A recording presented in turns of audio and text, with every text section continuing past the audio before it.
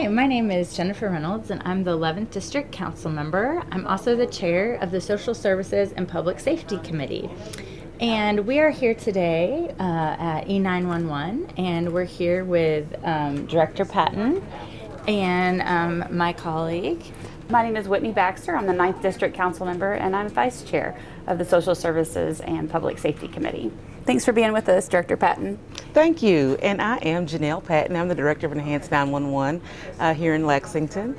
And I am pleased to be here today with these ladies as they do a spotlight on E-911. Well, we thought it was important to highlight E-911 and the services that they provide that are essential to public safety in our city. And so we wanted to ask Director Patton a few questions to help our residents understand more about what happens here. So tell us a little bit about how the process of E-911 works and when a call comes in and what employees do. Okay. Well, first of all, I'd like to say that this is where the magic happens. E-911, we take administrative calls and emergency calls for the divisions of fire and police. We also have a switchboard operator here that's here during the daytime who fields calls out to the community. The 859-258-3600 number is the administrative line number. And a lot of people know that number and they call here for administrative issues. Sometimes those administrative issues are for fire and police. Sometimes they might need to get transferred over to the court system. But our call takers are here to facilitate whatever type of call that's needed. So our call takers are trained to answer the phones and deal with non-emergencies and emergencies. So they speak directly to the citizens when they call in.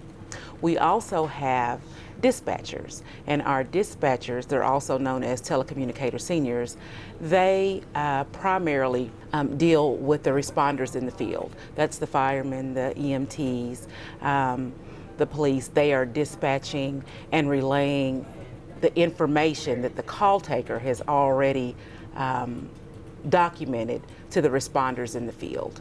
So it's a full circle per se.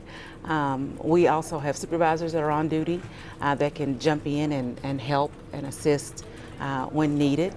We have a National Crime Information Center database here, and we have that manned also 24 hours a day. You guys really are the first line of defense in our public safety community, so thank you so much for all that you do for the community.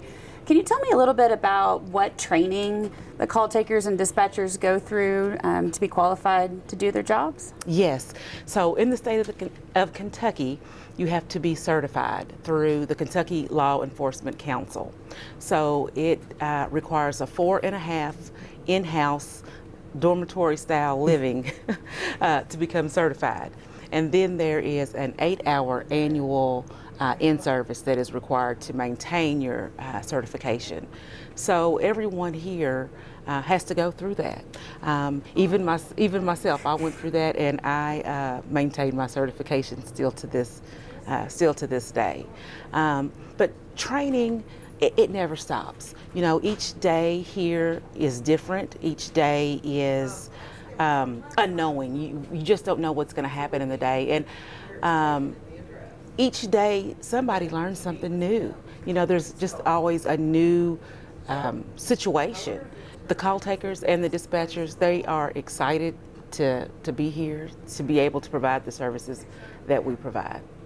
I really admire these employees because they have to stay on top of everything and they have to move quickly and think quickly and react quickly. So I've been behind the scenes several times here, and I just really appreciate everything that you all do as well. So if somebody calls in to 911 and they have an emergency and the phone is ringing, what should they do and what should they expect when they call? Typically, when 911 is called, the phone is answered within 2 to 3 rings. That is the typical response. That is the response that we prefer, and that is the response that the community prefers. However, there are times when call volume is high and the caller may have to wait for an answer. When that happens, that means that all of the 911 call takers are actually on a 911 call.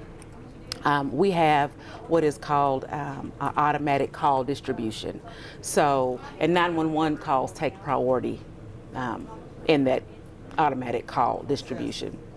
So, we like to tell callers when they call 911 and their phone call is not immediately answered to stay on the phone.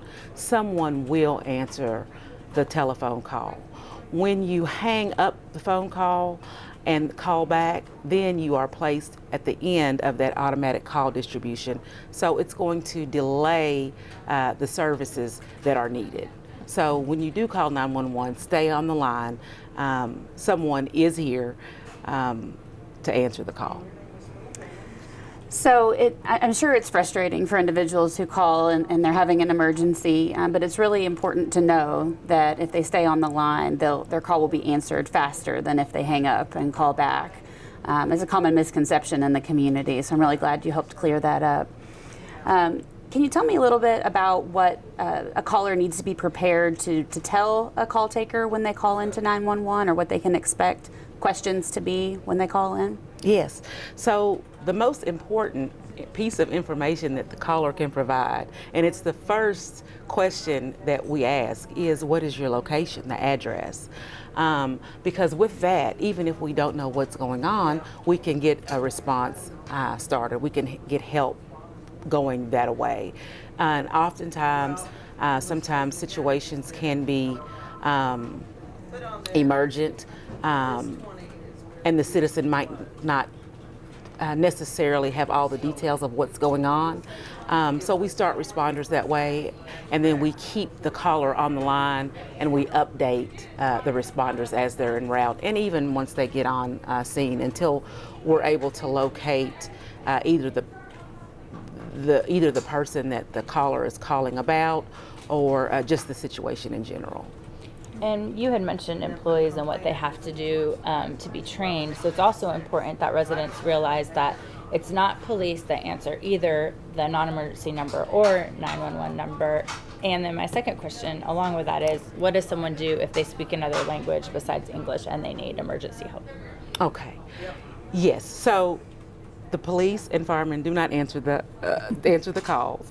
Our official title for the state of Kentucky is telecommunicator officer. So I think sometimes that gets misconstrued. We are not sworn. We are civil service employees. We work very closely, however, with our public safety partners. They rely on the information that we give them, but we are not sworn.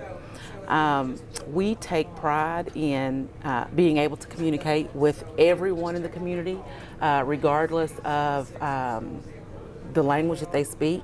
So we have a language line. We do have 2 people right now that are bilingual in Spanish. Of course, it is our goal to have our workplace look like our community, and we're working on that. We're just not 100% there yet, but we are making strides in that area. So if someone calls and they speak Spanish, Swahili, Arabic, we're able to connect them with an interpreter to facilitate that need. That's great. Thank you for explaining that. So I know a little bit about the Smart 911 program, but I was hoping that you could help explain that to the community and why it's important for people to register with that program. It is a great program. It's a nationwide program. That's an initiative, and it's free. Smart911.com. You can go and you can register. It is a database for things that you would want responders to know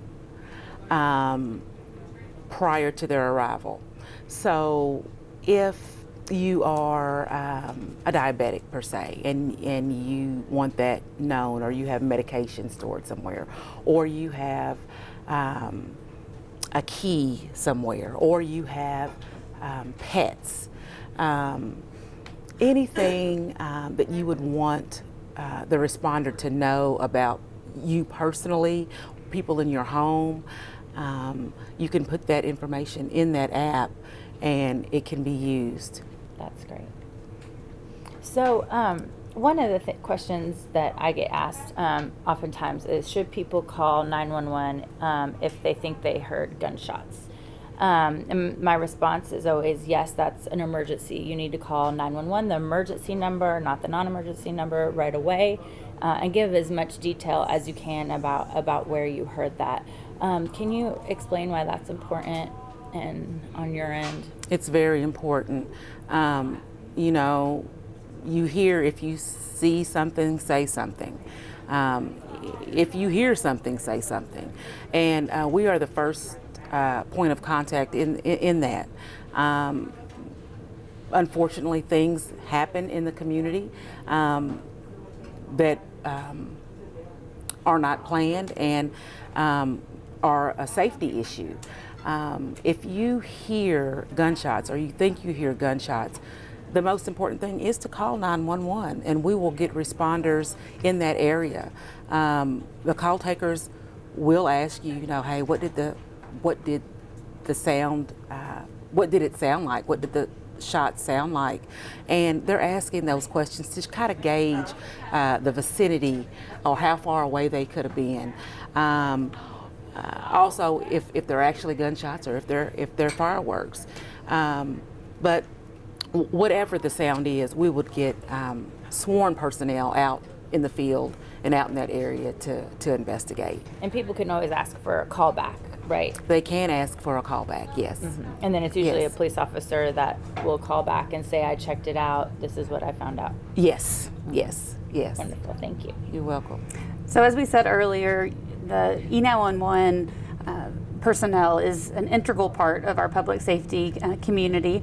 So if someone's interested in applying for a position here, what steps would they need to take to start the process? Well, you can go to the website, www.lexingtonky.gov, to jobs and apply.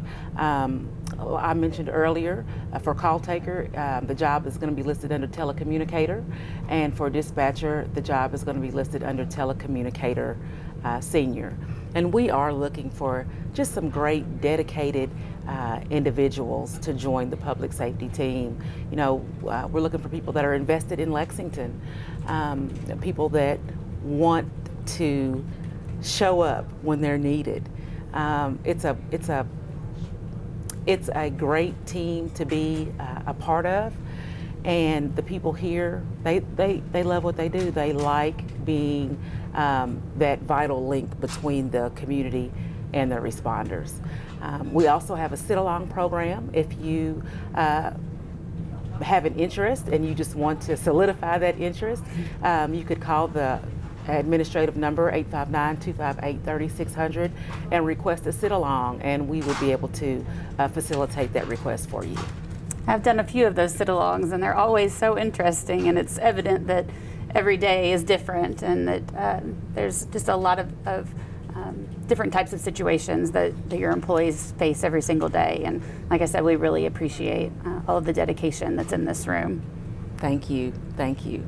I think here on the video we'll have some links so people can get on and look at those jobs. Once again, we really appreciate everything that the employees do here at E-911 and Director Patton for being here with us. And I just appreciate you all for tuning in. Remember to call 911 in case of any emergency at all. And to stay on the line. And thank you once again, and also Thank you for all. everybody's response during our windstorm that we had this year. Everybody had all their hands on deck, and we just appreciate it. So Thank you all for your all support. thanks for tuning in. Thank you.